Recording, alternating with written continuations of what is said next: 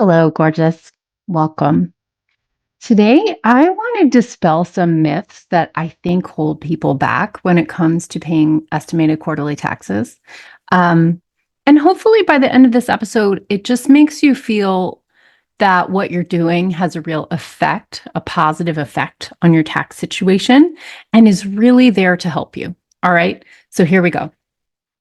So, the fear that I see um, plagues a lot of people when it comes to paying quarterly taxes is a sense of like insecurity about what happens to your payment, right? It's almost as though people feel, and listen, I'm not here to lay any blame for this because there's no tax education in this country, right? Where would you have found this out before? Besides right here, right? So the fear, I think, is that there's a sense that you make your payment to the IRS and then you have no idea where it goes. And you feel like if you overpay that you'll be losing money, right? There's definitely like a lack of a sense of where does this go? I am 100% certain what happens to it. And I know what happens if I overpay, right? The nature of making an estimated payment is that it isn't precise, and therefore, there's going to be a moment of correction where you find the precise number and you settle up. And that can go in two directions. If you overpay your quarterly taxes through the year, guess what?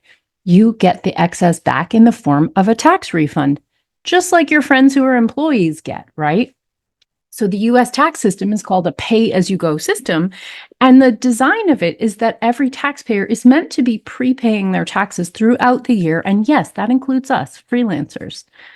Prepaying your taxes throughout the year, slightly overestimating from the amount you think is actually due. And as long as you do that, you don't pay any penalties or interest, right? Now, of course, no taxpayer knows exactly what tax will be due in advance because taxes are based on the income you earn for the year. And who among us has a crystal ball to guarantee what we're going to earn for the whole year, right? Here I am speaking to you in February. I have no idea what my income is going to be for 2025. Do you? So it's okay. The nature of this system is that you make estimates as you go. And then once per year, due April 15th, you file a tax return. And that tax return is where you do the settling up, where you actually calculate exactly down to the dollar what you actually owed, and you reconcile that with what you prepaid. For us who are self-employed, that will be through estimated quarterly tax payments. For people who have W-2 income, and you can certainly have both W-2 income as well as quarterly tax payments, right? And you might be married to somebody who does one and you do the other, or you yourself might do both all in one person. Right? So you're going to settle up all the taxes you've prepaid. And then on your tax return, you reconcile what you expected that you owed and what you prepaid, either through withholding from your paycheck on a W-2 or through estimated quarterly taxes. And if you overpay, you get the difference back in the form of a refund. Well, of course, it can go the other way too. What happens if you underpay? Well, then you owe a tax bill, right? You'll have a tax bill and you will have to settle up that amount by April 15th. Okay. So that's how it works.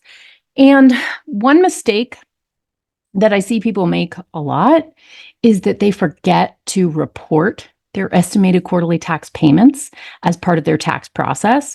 So something that a kindness that I want to do to you right now is to alert you as you are in this season of gathering your tax information together, whether you're preparing your taxes yourself or handing off this information to an accountant.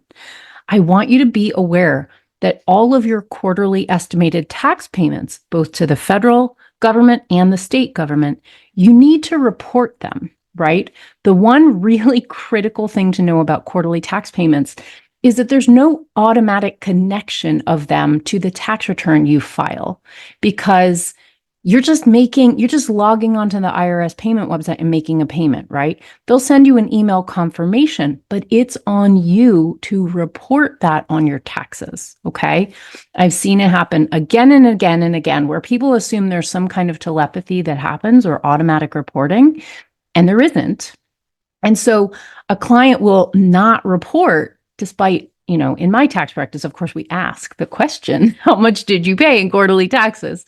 But a client might forget to tell their tax preparer how much they paid in quarterly taxes.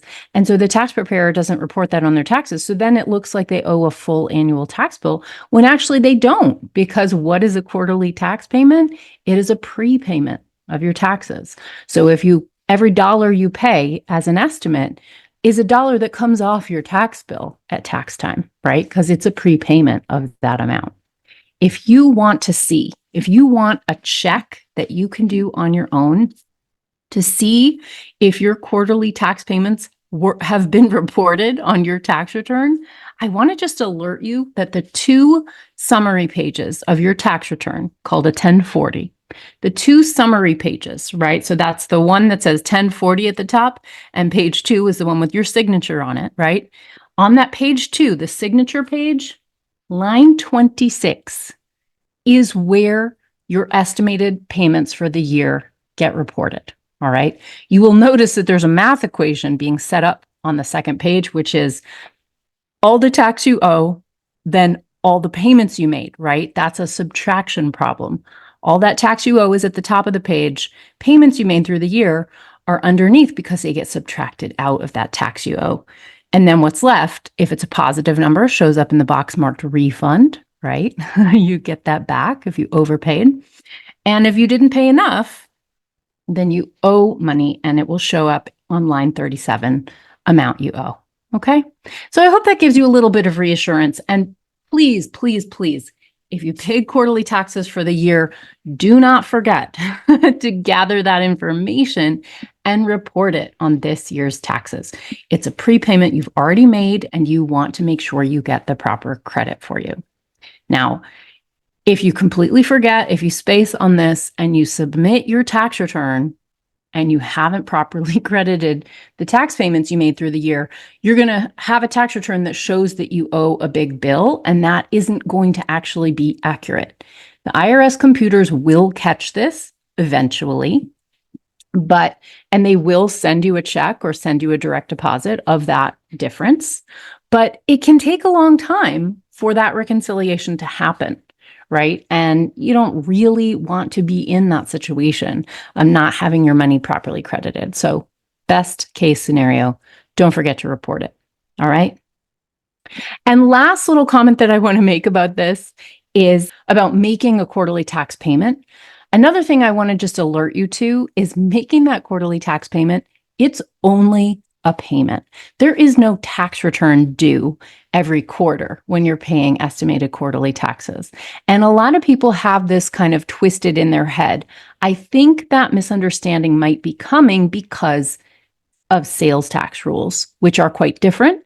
And in sales tax world, yes, you do actually have to file a tax return every quarter as well as remit a payment. But in income tax world, so when we're dealing with the IRS and your state Department of Revenue for your income taxes, that quarterly tax payment, all it is a payment. There is no paperwork. So it really is a lot more simple than you might be fearing it is. And that ultimately is the takeaway that I want you to have today. All right. So go forth, set up your quarterly tax payments this year, because every single payment you make is a dollar that you don't pay April 15th the following year. And if you are paying roughly the right amount of taxes throughout the year in your estimates, the great part there is you won't owe anything at tax time. And that, my friends, that is the beauty. That is the stress-free life I'm trying to get you on track with that you can have if you make quarterly tax payments. All right. I hope this episode has helped you. If it has, maybe share it with a friend who it could also help. That is a real kindness to me, and I appreciate it. I will see you on the next episode, where I will be talking about things you need to track that your bookkeeping will not track, but you do have to make sure you have some kind of way to track them so that you get the credit on your taxes. All right. I'll see you next week. Bye. Thank you for watching. If you like this video, be sure to like, leave a comment, and subscribe to my channel. I'm so grateful for that. This video is for education and entertainment only. Nothing in this episode should be taken as individual tax or financial advice. You can find all the tools, books, and links I reference at sunlighttax.com/podcast.